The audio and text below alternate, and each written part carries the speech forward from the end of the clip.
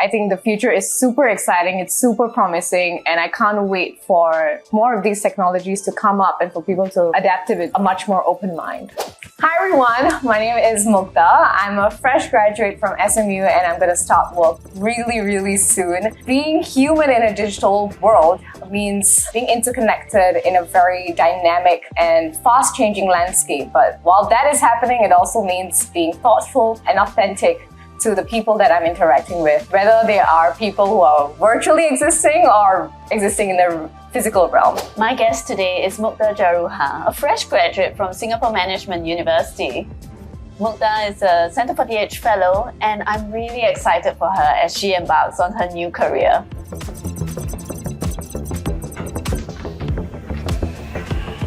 As someone who has freshly graduated and has graduated with a lot of emerging tech like ChatGPT and the metaverse, I'm happy to say that it's really optimistic. I feel like the outlook is so promising up ahead. As students, we have really used ChatGPT, and then transitioning into work as well, we use it even more, and people are adapting it way more, and that's so exciting. So I think the future is super exciting, it's super promising, and I can't wait for more of these technologies to come up and for people to adapt to it with a much more open mind. As someone who has just finishing my job hunting phase, these questions really come up as do you think some careers are going to become obsolete and things, and even these are conversations that we have had in our classrooms with our professors. And while it may seem really nerve-wracking, I think that these technologies actually bring a lot more opportunities. They make things a lot more efficient, so that means that this gives us time for more critical thinking and other kind of career prospects. So while maybe certain tasks are obsolete, I don't think careers will entirely become obsolete. So that makes me less threatened but more excited about what's to come with these AI tech and emerging tech. The agency is always within the user. You always have the power to disconnect, and it is so important to do so while you're constantly being surrounded with all this tech and technology. But being able to disconnect is like taking back charge of your own life, and it is as simple as putting your phone down, or having that extra bit of time that you have with your friends and family, going out, doing outdoorsy stuff, because ultimately we do live in the physical realm. That's where our real lives are. So it is always in your power to do so, and while you're truly surrounded by all this tech, there's always a off button. I do fundamentally believe that you can always turn it off. Algorithms now are crazy, from what you watch to who you date to who you actually do end up with dating apps and literally everything that we do. But you can choose to actively seek out diverse information, to actively confirm if that information is correct. While algorithms really do influence the kind of information that we are consuming, ultimately it is still in your power to kind of reconfirm the information that you do consume and also spread with other people. So I do think that agency being distorted does come with a lot of passive consumption of this kind of media or tech, but when you take active control over what you're consuming, then I think it shouldn't be much of a concern. It's like a hush-hush topic, like should I be using AI to improve my work?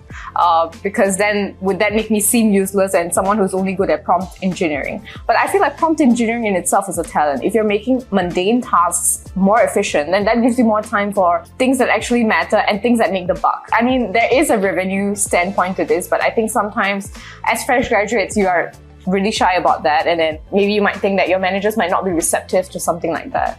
So I think it's really grappling with transitioning from using it so frequently for your study, which is something you do independently, to transitioning it and using it within teams, within diverse age groups as well, or people's risk aversity or things like that. So I think those are challenges, but I think it will come to a point where even those who do not subscribe to AI and emerging tech will have to. They'll be left with no choice but to, because it will have to become a part of workplaces.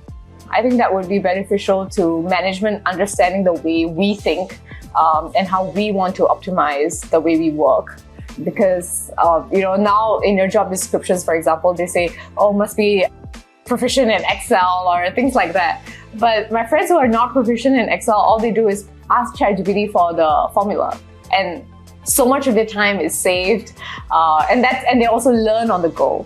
I hope that also like employers would have they would be more open-minded to people finding alternative ways to learn, because not everybody has access to doing online courses or learning it even in university. So if someone is being resourceful enough to find alternative mediums to educate themselves, and that is through AI, then I think that should be credited. I think there's a lot of buzz about what this tech can bring, but I think what we should also be discussing is how we can provide this tech to be accessible to all. So such that it doesn't become that situation again where the benefits of this tech is really concentrated to those at the top, but that, the benefits are really trickled down to various levels within the society, so that we benefit as a whole and we don't leave those who don't have access to such technologies behind. Because when that gap widens, then to me, that is not progress at all. If it's not progress as a society, then it is not progress at all. AI tools can now do a lot of the work that we previously expected fresh graduates to do. And this is causing a lot of worry about graduate unemployment or underemployment. Companies will need to rethink how they develop talent in order to ensure a long-term leadership pipeline. But more importantly, we want to create a bright future for the next generation to look forward to.